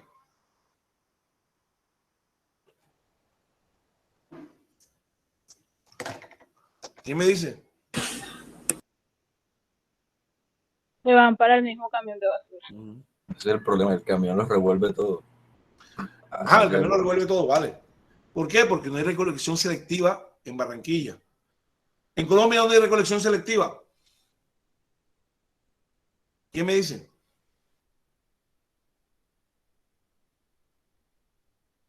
Alguien que me diga dónde hay recolección selectiva en Colombia. Creo que, no sé si en Bucaramanga hay una parte, o sea, hay una ciudad del interior, unas cuanticas. En Medellín sé que hay, porque lo he visto en unos sectores de colección selectiva, que dicen el miércoles pasa el carro de vidrio y todo el mundo saca su bolsa de vidrio. En Bucaramanga creo también hay unos sectores muy pequeños, pero sí lo hay, y creo que en Bogotá también. ¿Cuál es el principal problema? El principal problema es que estamos en una economía muy informal, la gente se rebusca y están los carretilleros que se conocen al derecho, al dedillo, se conocen las rutas de los compactadores, ¿ya? Y van delante de los camiones de basura, ¿verdad? Recogiendo todo el material aprovechable. Entonces, si yo saco, por ejemplo, los miércoles, saco el vidrio, todo el mundo saca el vidrio, ahí hacen fiesta los carretilleros y el camión de basura no va a recoger nada, ¿verdad? Por eso es que eso debe ser un manejo integral, ¿verdad? No podemos dejar a estos carretilleros informales por fuera del sistema de recolección y tratamiento de residuos. En los PEGIRS, los planes de gestión integral de residuos de cada municipio debieran estar integrados. Si no, no hacemos nada. Si no, no podemos implementar la recolección selectiva. Entonces, fíjense, tenemos un código de colores que el año pasado socializaron ese decreto por televisión, por radio, por lo que tú quieras, por redes sociales, y se gastaron un billete socializando un decreto que solamente aplica para unos sectores de 2 o 3 ciudades del país. ¿Qué dice ese decreto? Cuando no hay recolección selectiva, que todo va en bolsa negra y ¡pum! Para el camión de basura, ¿verdad? Entonces, sí se me hace que tenemos un decreto de código de colores muy bonito, ¿verdad? Y que se gastaron un billetal socializándolo y todo el mundo hablaba de eso, ¿verdad? Cuando solamente es aplicable en 2 o 3 sectores de 2 o 3 ciudades del país. Porque aquí en Barranquilla, lo que yo hago es coger todo, me meto en una bolsa negra y pum, para el camión. Por ejemplo, tengo ahora mismo en Barranca Bermeja, hay una draga, se están haciendo unos dragados en Barranca Bermeja, entre Barranca Bermeja y Yondó, bueno, y hasta el sector de Pinillos. ¿Y qué pasa? Que la interventoría me obliga a tener en la cubierta la draga, ¿ya?, un kit de aseo con los diferentes colores, me obliga a bajarlos, a transportarlos, a detenerlos también. Y cuando ya llega al campamento acá en Barranca Bermeja, en tierra, viene el camión de basura y lo mete todo en el mismo camión, en el mismo compactador y se lo lleva. Entonces yo le digo a la interventoría, hey, no entiendo para qué me exija a mí, ¿ya?, que en la draga yo que tenga que tener 3 tanques diferentes, cuando no tengo espacio en la draga, ¿ya?, cuando todos lo pueden meter en una bolsa negra, que es lo que me dice el decreto. Y no, que tiene que hacer la recolección selectiva, porque no sé qué cosas, el envía, y no tengo por qué, ¿verdad?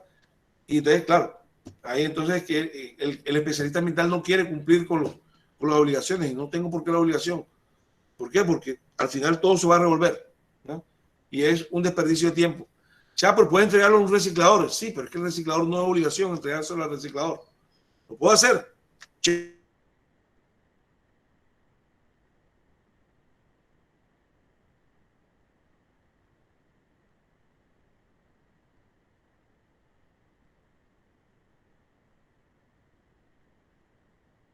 chévere, si lo hago, pero no es obligación, de la costa. Entonces, es eso. Residuos peligrosos. ¿Cuáles son los residuos peligrosos? ¿Quién me dice residuos peligrosos?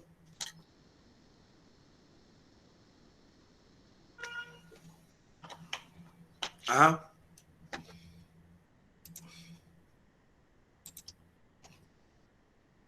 ¿Qué es un residuo peligroso?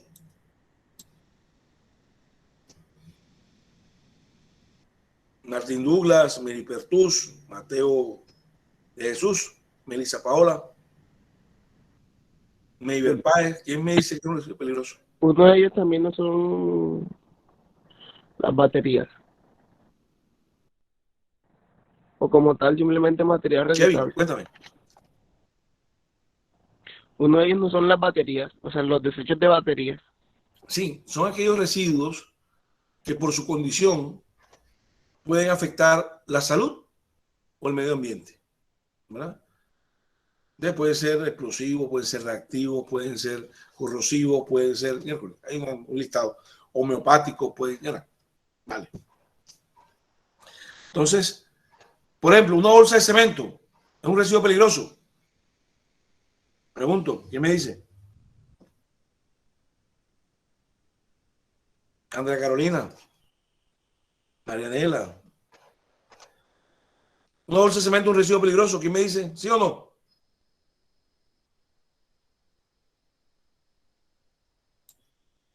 Yesid.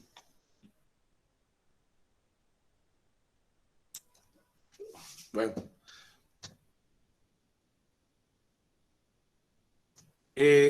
Una bolsa de cemento, a veces los interventores quieren es residuo especial y es residuo peligroso.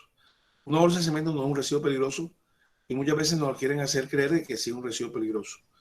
Para saber cuándo un residuo peligroso es o no peligroso, simplemente nos tenemos que ver al anexo del decreto 4041 o al anexo del convenio de Basilea.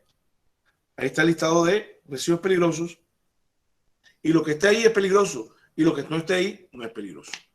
Así de sencillo. Para residuos peligrosos, ¿qué debemos hacer nosotros?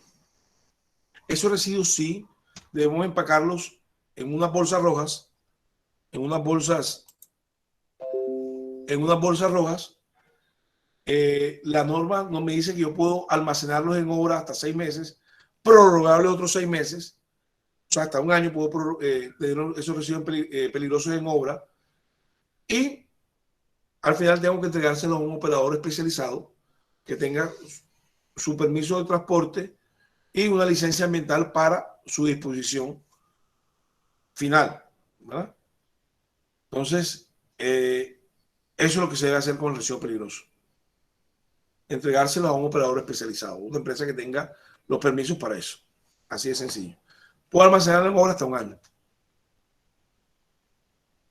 Los escombros, materiales de excavación inerte y materiales de construcción, estos materiales sobrantes ya no se llaman escombros, ahora la norma se llaman RCD, residuos de construcción y demolición.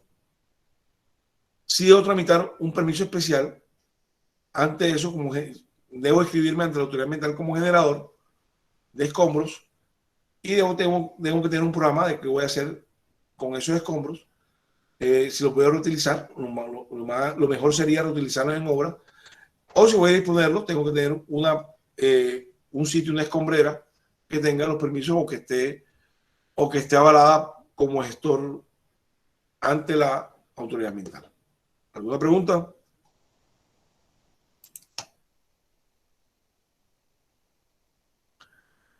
Bueno, aquí tengo varias fotografías. Aquí la primera fotografía es del Caño Luyama, ya hace más de 20 años. Miren cómo estaban las basuras. La segunda fotografía es cuando se estaba montando. ¿Se acuerdan de la planta de residuos peligrosos que mostró Frank ayer? Cuando se estaba haciendo esa planta, se estaban haciendo las excavaciones, no había iniciado la construcción de esa planta. Miren lo que nos encontramos, una serie de agujas y ampollas y bolsas rojas dentro del terreno. ¿Por qué? Porque en la cercanía funcionaba una planta similar, ¿verdad? Entonces, en vez de incinerarlas, se enterraban así directamente en el terreno.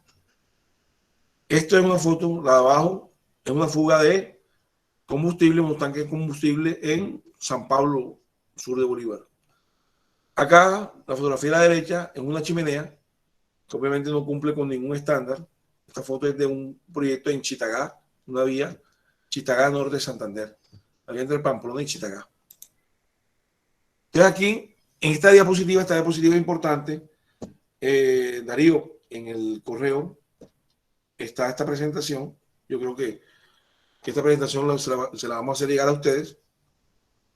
Y esta diapositiva es muy importante porque da un listado de pronto de lo que tenemos que tener en cuenta en la obra. Esto es un resumen de lo que hemos hablado hoy, ¿verdad? ¿Qué documentación ambiental debemos tener en obra? La licencia ambiental, el estudio de impacto ambiental o el plan de manejo ambiental. Los permisos de aprovechamiento, si es de captación, vertimiento, aprovechamiento forestal, emisiones. Debemos tener en obra también la licencia de los proveedores.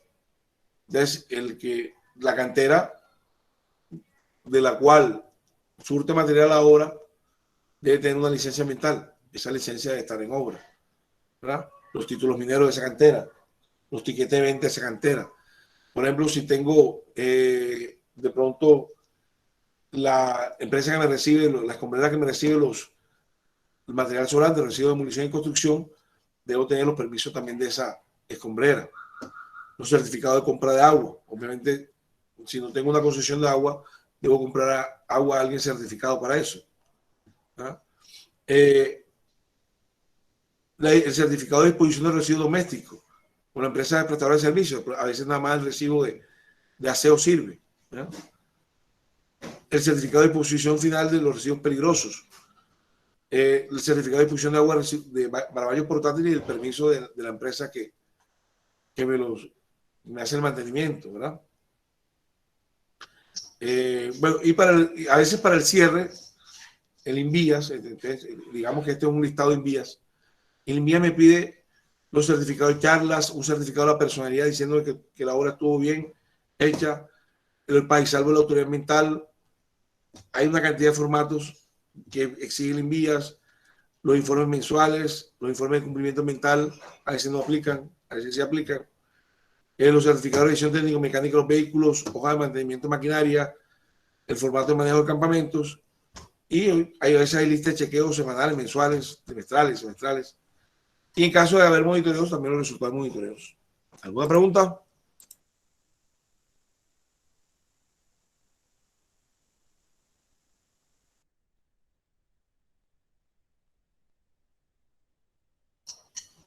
Entonces, por ejemplo,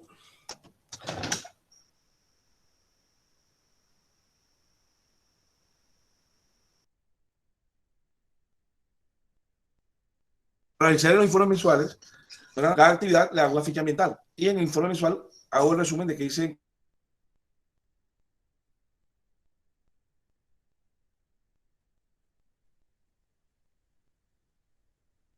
cada mes de esa actividad. Por ejemplo, para manejo de escombros, obviamente eso va con los registros documentales infográficos. Para manejo de aguas residuales, este mes hice esto, esto y esto. Y así se va haciendo el seguimiento mes a mes en la obra. Aquí voy a mostrar una serie de diapositivas de manejo de obra. Por ejemplo, esta es la salida de una cantera en Pueblo Bello, en el Cesar. Tiene esta volqueta que no está ni cubierta, las llantas lisas.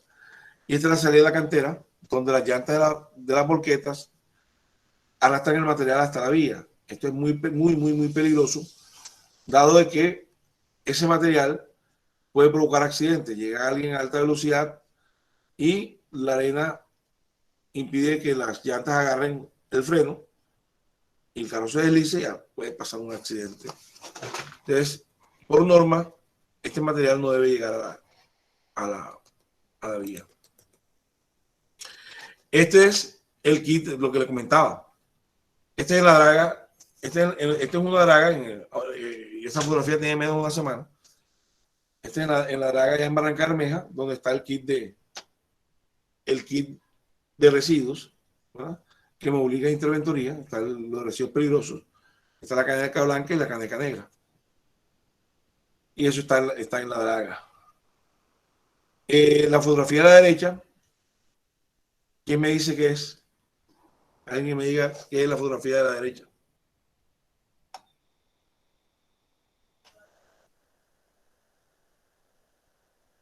¿Qué se ve? ¿Qué alcanzan a ver en la fotografía de la derecha? Alcantarillado tapado. Un alcantarillado pluvial. Esta foto es en la calle 50, en la calle 54, entre 37 y 38. ¿No? Frente a la bomba que hay ahí. Están las rejillas. Este es un arroyo canalizado aquí en Barranquilla. Y después de una lluvia, las rejillas quedan así. Claro, ¿qué función hidráulica puede tener una rejilla si está tapada de basura? Eso también hace parte de la conciencia ciudadana acerca del manejo ambiental. Obviamente, construyendo esta obra, ¿qué consecuencia trajo esto? La consecuencia que trajo esto es que el arroyo se desbordó, se metió a las casas vecinas y le tocó al contratista resarcir los daños de esas casas vecinas producidos por algo ajeno a él, por basura ajena a la obra. En la fotografía de la derecha vemos un canal y vemos una planta sedimentadora de agua. Estamos en Chitagá, entonces en la vía entre Chitagá y Pamplona. ¿Cuál es la idea? La idea es que las volquetas descargaran el material húmedo y se sedimentara ese material acá, pero lo que vemos es que hay un bypass que va directamente a las cunetas de la carretera. Entonces, ¿para qué hacemos el sedimentador si hay un bypass, no? Y lo otro, este es el pueblo Bello, Cesar. Vemos un ojo de agua, un nacimiento de agua, exactamente la mitad de una vía, ¿no? Entonces, falta de planificación, pasaron la vía encima de un nacimiento de agua. ¿Por qué?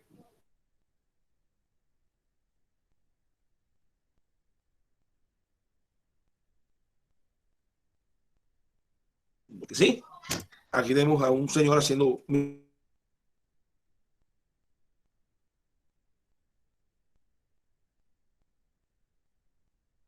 diámetro de la mitad.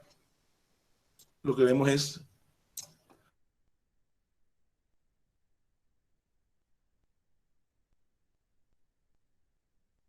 a unos chicos cumpliendo con todas las normas de seguridad industrial,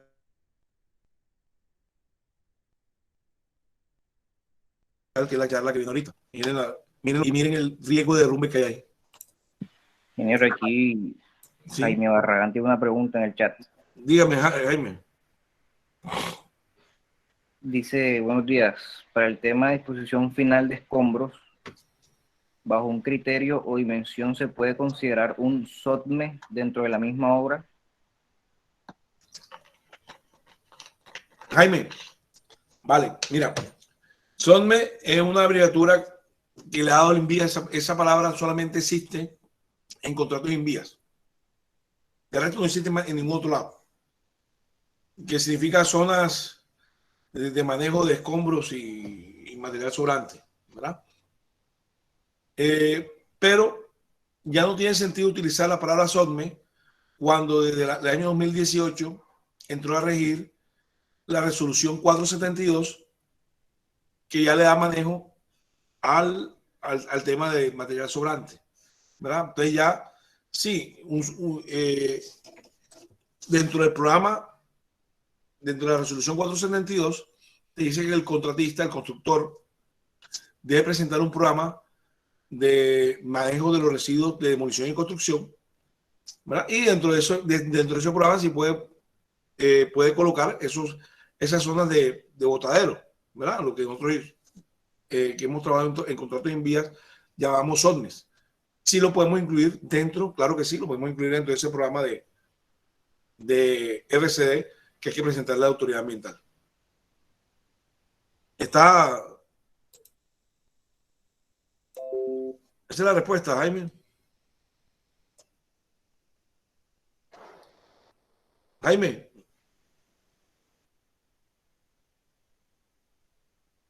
Listo, vale.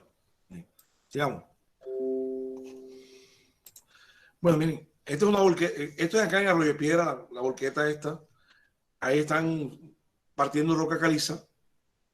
Estos muchachos ya no tienen ni overol siquiera para hacer carbonato de calcio, pero miren las condiciones técnico-mecánicas de la volqueta, ¿no? Y la fotografía del lado, sí, es mundial. Es una carretera aquí en Tubará, la vía que va de la prolongación de la carrera 38, un punto crítico. Y fíjense, aquí están todos los galones de combustible y al lado, a menos de 1 metro, estamos haciendo el sancocho. Chévere, ¿verdad? A menos de 1 metro donde están todo el almacenamiento de los combustibles de las máquinas. ¿Qué les parece?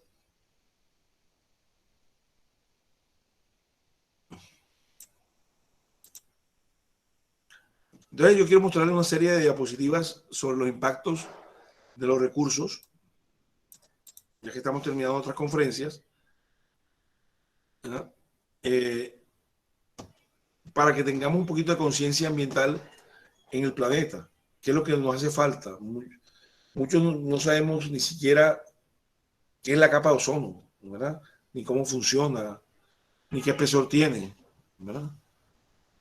Por ejemplo, alguien me dice qué espesor tiene la capa de ozono.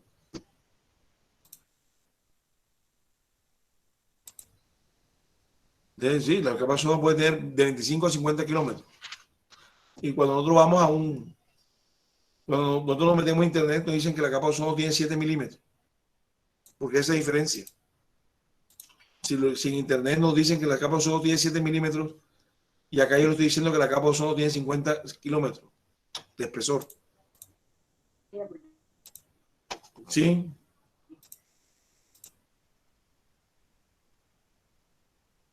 Vale. ¿Alguien me dice eso? ¿Por qué? Vale. ¿No me están escuchando? ¿Sí me están escuchando? Sí, sí, señor. Ok, vale, perfecto. ¿Alguien me puede decir por qué cuando nos metemos a internet dice que la capa de ozono tiene 7 milímetros cuando en realidad tiene 50 kilómetros? ¿Por qué esa diferencia?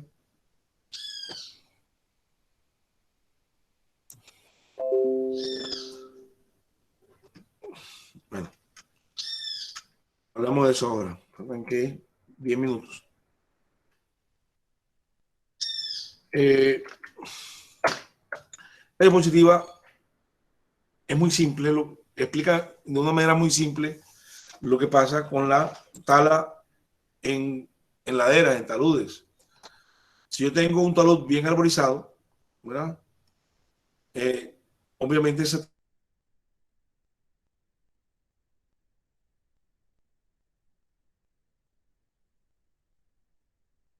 talud tiende a ser más estable. No puede infiltrarse, sino que escurre directamente y el caudal va a ser mucho mayor, ¿verdad? Así de sencillo.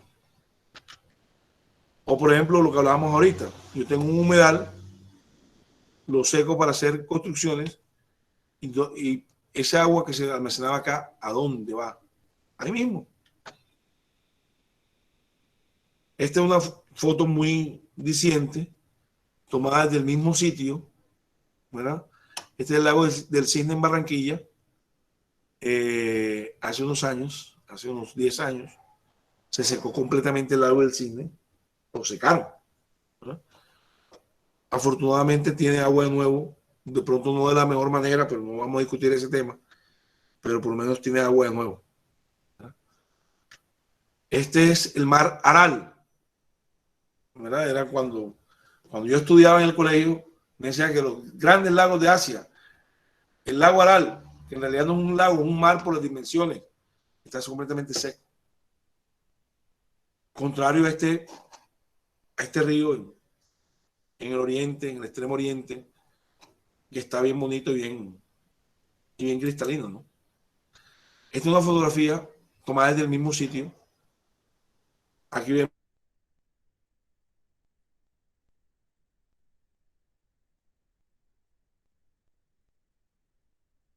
la Ciénaga de Balboa. Hablamos el bosque de Mangle y miren lo que pasó con la Ciénaga de Balboa.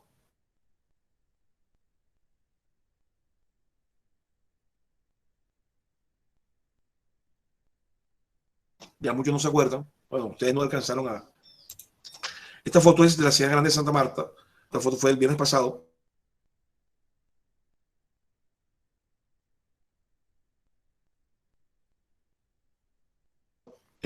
Dentro del recorrido palos, ¿verdad?, aportados por el río Sevilla, que baja de la sierra, producto de la deforestación de las orillas de estos ríos.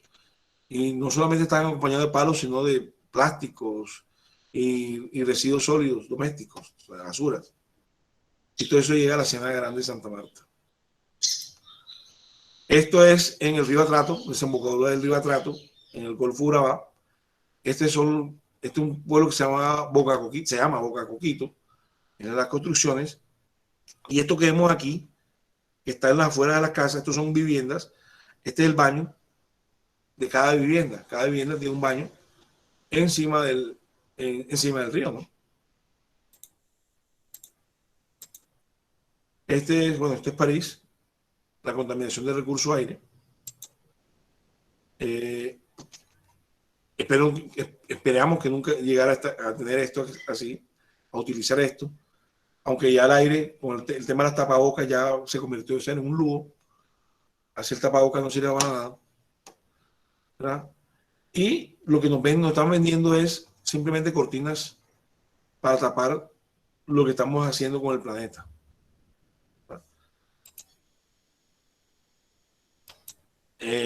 Bueno, por ejemplo, esto fue una obra en la prolongación de la carrera 50, cerca de la Plaza de la Aduana, donde teníamos este campamento. Y este campamento había sido el campamento de una empresa que utilizaba emulsiones asfálticas. Cuando fuimos a meter la máquina, encontramos que todo el suelo estaba contaminado de emulsiones asfálticas y tocó hacer y tocó recuperar ese suelo mediante reacciones químicas, ¿verdad? Se logró recuperar ese suelo. Entonces, fíjense en este lado como esta es una vía y obviamente la intervención antrópica, cuál es la diferencia entre uno y otro lado de la vía, ¿no?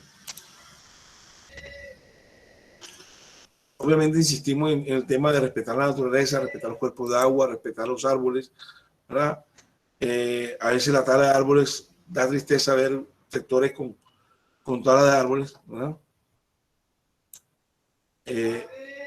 Nuestras playas, bueno, a veces vamos a playa y no somos cuidadosos con el tema de las basuras, ¿no? Este es un campo petrolero en Houston, Texas, pero aquí al lado hay una fotografía donde de pronto incluyen la parte forestal al tema de edificios. Y bueno, como dijimos antes, hay una ley que es la 1333, que es el proceso sancionatorio ambiental, donde están definidas cuáles son las multas y sanciones y el proceso para hacer esas multas para la gente que no cumpla con las normas ambientales. Entonces, multas diarias hasta de 5.000 salarios mínimos legales vigentes. Donde el salario mínimo está casi $1 millón, son multas diarias hasta de 5.000 millones de pesos. Eso es bastante plata. Bueno, gracias por su atención. Si hay alguna pregunta, yo le dejo por el chat, les voy a dejar mi correo electrónico y le voy a dejar también mi número telefónico